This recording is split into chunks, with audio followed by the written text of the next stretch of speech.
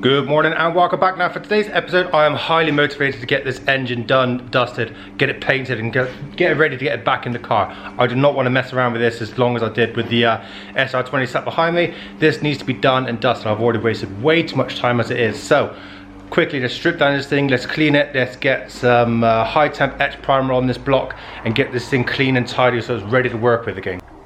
Okay, that is hot side off. That is cold side off.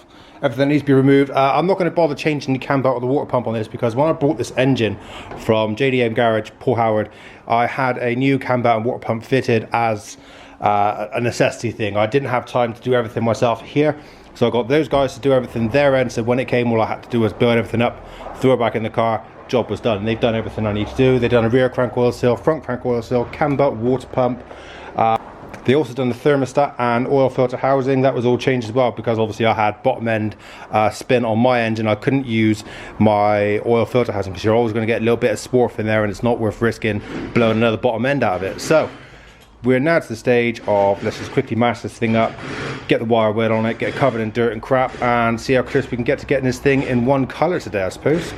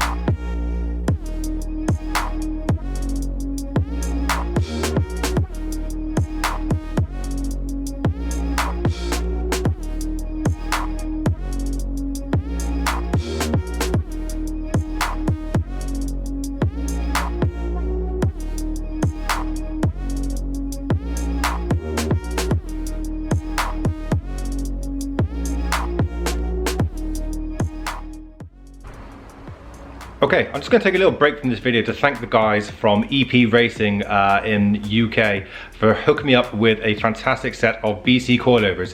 For those of you who don't know, I put out a little request on my personal social media asking for anybody who can supply me with a nice set of BCs or the likes of. I told them my budget, what I wanted to spend and what I was looking for, and they came back to me really quickly with everything that I needed and sorted me out with an absolutely fantastic price on a brand new set of BC BR series racing coilovers.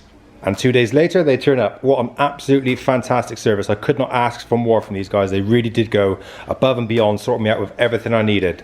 So thank you very much, EP Racing. Make sure you check them out for not only your body kit needs, but also your suspension setups and all your other bits and pieces as well there. You'll be surprised what those guys actually can sort you out with. So thank you very much.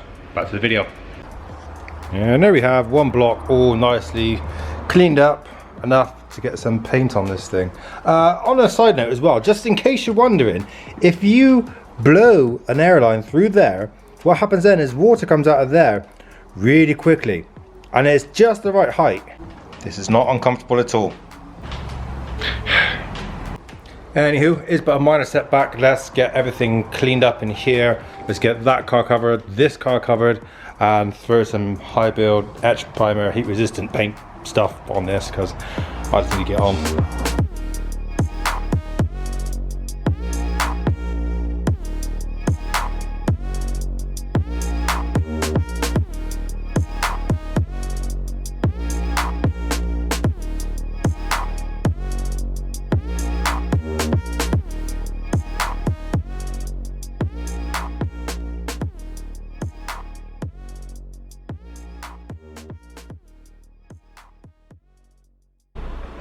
Do you know what? Just because I fancy being fancy, yeah, there's going to be hollow flake and the clear coat on the block.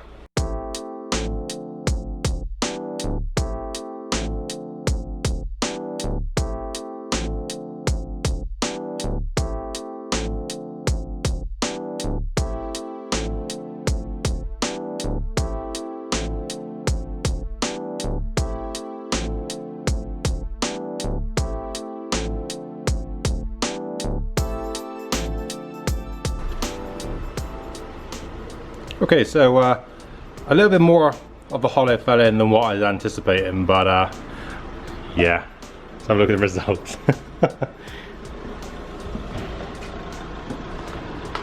Don't know if you're gonna be able to see this, but there's glitter for days. Kind of cool.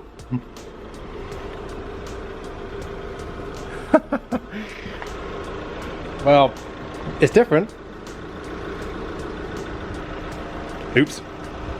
I'm highly motivated to get this thing done today, so let's carry on making some progress. And just like that, we now have the Greddy Plenum on and fitted as I think everything's supposed to be. Fuel rails done, new injectors are in, little brackets have been made up as well. I just had to elongate some little holes there and sort that out. The brackets are all made, spaces are made, everything fits as it should do.